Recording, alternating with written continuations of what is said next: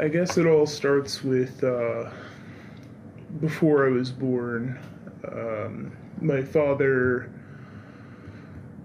would go out and drink with friends, and it wasn't really a big concern. Everybody has a casual drink here and there, and it later turned into instead of going to the bar and having a casual drink, it turned into going out and drinking with his friends at his house or at our house, and then later turned into the friends disappearing and dad drinking by himself, and ended up going from beer to hard liquor.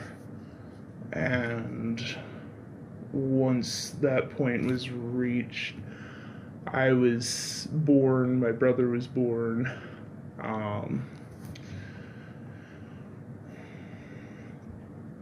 Growing up, we didn't really understand the situation. We knew that when he got off of work, he enjoyed having some alcohol and didn't really think much of it. He would become talkative. He wasn't a mean drunk or anything like that. He would just talk a lot, tell a lot of stories, and eventually he would get tired, go to sleep, sober up, go to work the next morning. Same routine. Later, it got a little worse, more alcohol, and he still sobered up before work. He never went to work drunk or anything like that, but it was just more alcohol, and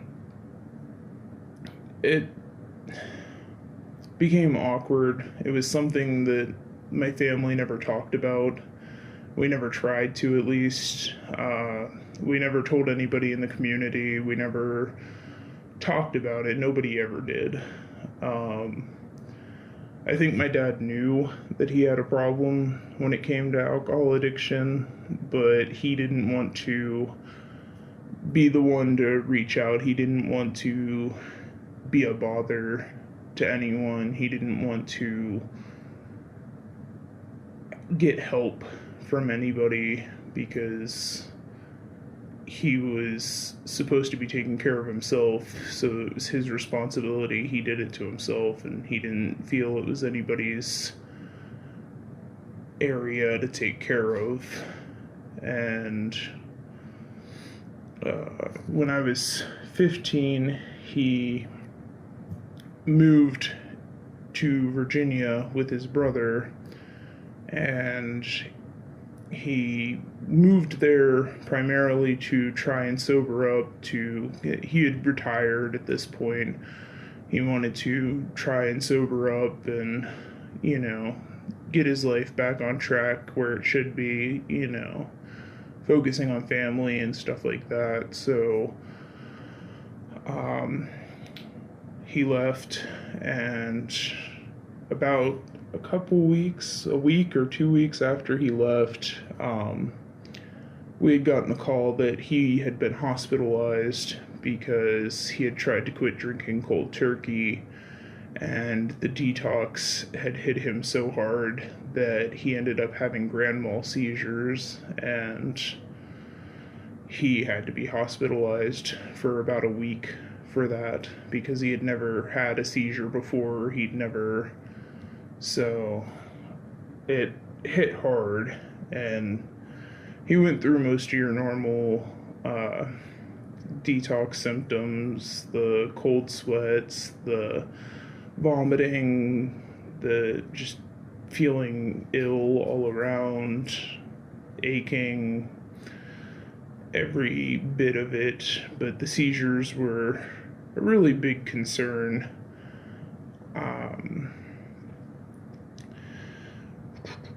When I was about to turn 17, he returned to Garrett County to visit me on my 17th birthday. He had made previous visits before, but we had had no issues. But he came back to Garrett County for my 17th birthday, and he had stayed for a week, and he was drinking that entire week, but it wasn't anything bad. He wasn't, like I said, he was never a mean drunk or, hateful about it. He was always just very talkative. He when the week was over,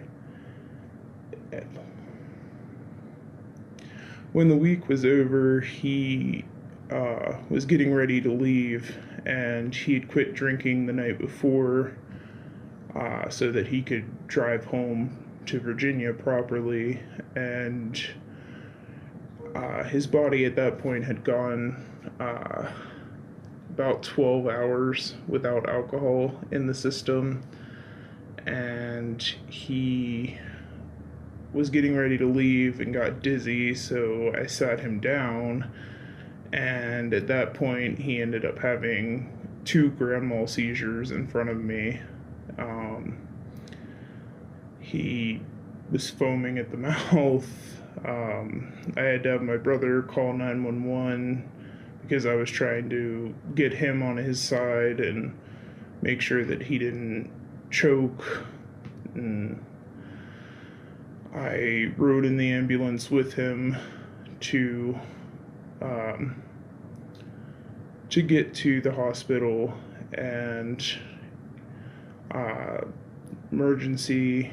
I had to sit in the emergency department because they wouldn't let me in because he was still unconscious. He was still seizing. It was not under control at that point, so I had to wait in the emergency room until they let me in. They finally let me in about an hour and a half later once he was conscious and everything was under control again. And I had spoken to him. He had no idea what had happened.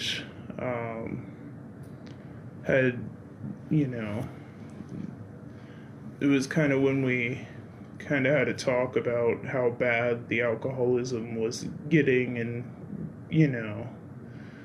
if his body couldn't go that long without alcohol, what does that mean? What does that lead to? And he later, about 4 hours later, he was allowed to leave the hospital on his own, and he made the decision that the next day and it was all him. We had no idea he was even doing it, but he had drove himself down to Cumberland to a rehabilitation unit, and self-admitted himself into rehab for his alcohol addiction. And it was a 28-day program. He went through the program just fine, no issues really, other than a really bad craving for alcohol. And once the program was finished, he had decided he wanted to move back to Garrett County to be with us, my brother, me, my mom, and he had gotten himself his own apartment, separate from where we were living, so that, he could focus on sobering up and focus on his family. And we had even made it, we all went down to Virginia to get all of his stuff from his brother's house, and we helped him find an apartment here, and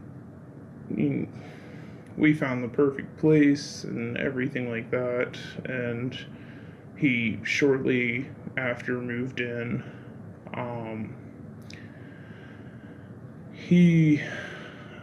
After about a month of being sober, my mother, we were sitting at home watching TV, sitting on the couch, and my mother received a text in all caps saying help from my father. And we, got in the car, hurried up, and drove over to his apartment. And he was on the floor with his phone next to his hand, seizing again. So we knew at that point that he had relapsed, was drinking again, and tried to quit again by himself, and ended up going through the detox symptoms all over again.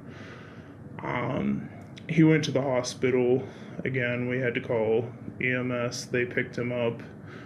He went to the emergency room, and when he got out, he was prescribed Antabuse. And for those who don't know what Antabuse is, it's a pill that's given to alcoholics to turn them off from alcohol.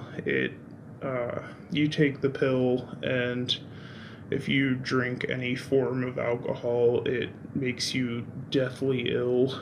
It makes you sick. It makes you puke. It's supposed to turn them away from alcohol. So he was put on the Antabuse. Even had to switch his mouthwash because you can't use alcohol-based mouthwash when you're on Antabuse. And that was fine for probably about 2 to 3 weeks. And unbeknownst to us, he had quit taking the Antabuse and went back to drinking. And there was a Monday that I had walked over to his apartment after school, and I got there and opened the door, and he had no idea who I was. He, got up, put his hands up as if he was gonna punch me. Now, my father was never abusive, never hateful, but he had no idea who I was. He didn't recognize me. I had to, tell him who I was, tell him that I was his daughter. And when he realized, when it finally clicked who I was, he put his fist down and just began sobbing. And he was talking about all the bad things that drinking had done to him, and how he thought he was such a terrible person, and he couldn't stop, and he's been trying, and it's just so hard. And it was heartbreaking because Mom and I had tried everything that we could think of to get him help, and it just wasn't enough. The demons of alcoholism always came back, and they always took him over. So that Monday, he kept going into bouts of where he would recognize who I was and wouldn't recognize who I was. The paranoia was beyond crazy. I've never seen someone that paranoid, but the alcohol did that to him. And it was just a lot. My mom came over. I had called her because I had told her that, he had been drinking again and he was acting really weird. And my mother went over and she talked to him, tried to calm him down, and we got him pretty calmed down, and we left because I had school activities I had to attend to that weekend. That was a Friday. It was a Friday all that went down. I said Monday.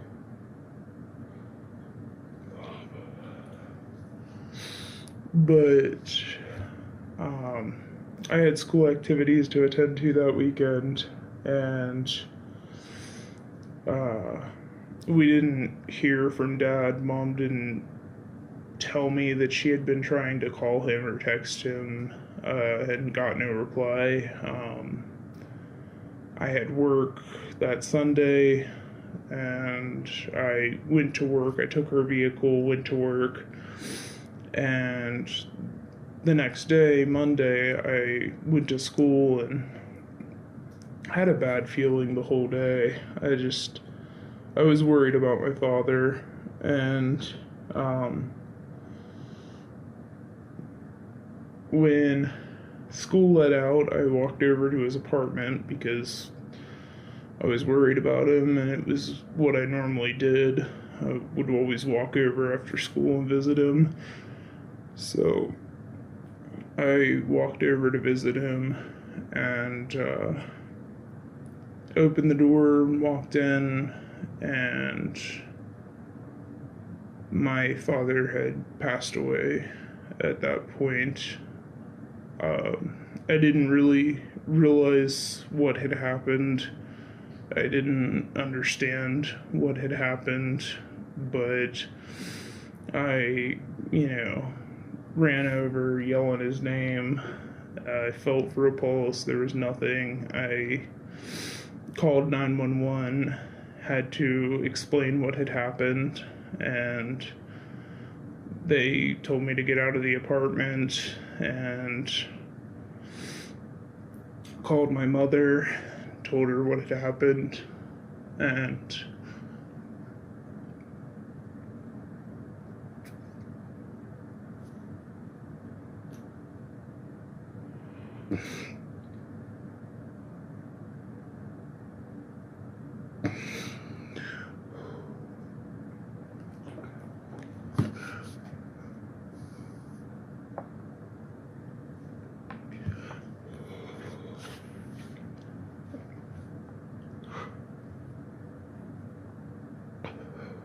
told my mother what had happened, and he was already gone. It was too late. There was no chance of saving him. And the reason my father died was because he couldn't overcome his alcoholism. He couldn't overcome those demons. He couldn't fight anymore. He couldn't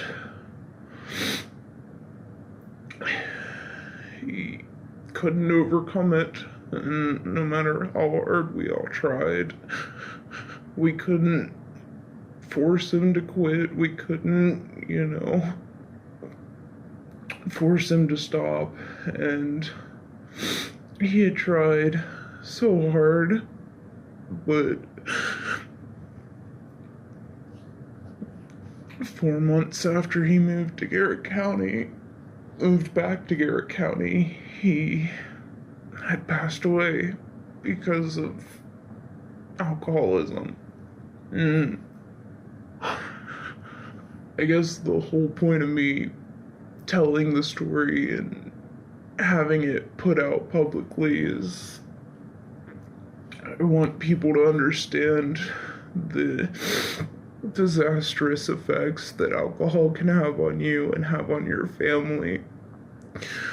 Because I was 17 years old, my brother was 16, and suddenly we didn't have a father anymore.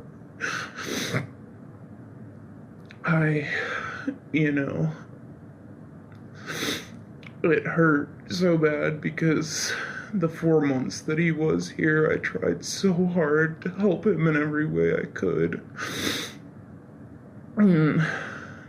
Some may say it's not a child's place to try to help their parent with something like that. It's not the child's place, but I was my dad.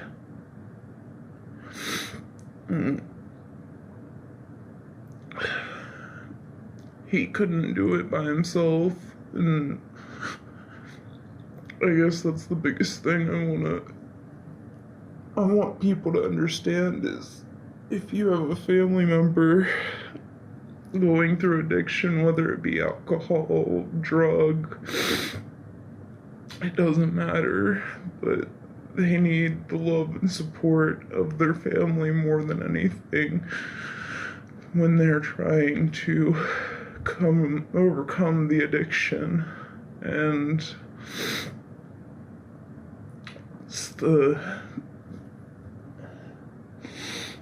I just want those who are going through the addiction themselves to understand what your addiction can do, not only to yourself, but to the ones that you love, to your family members.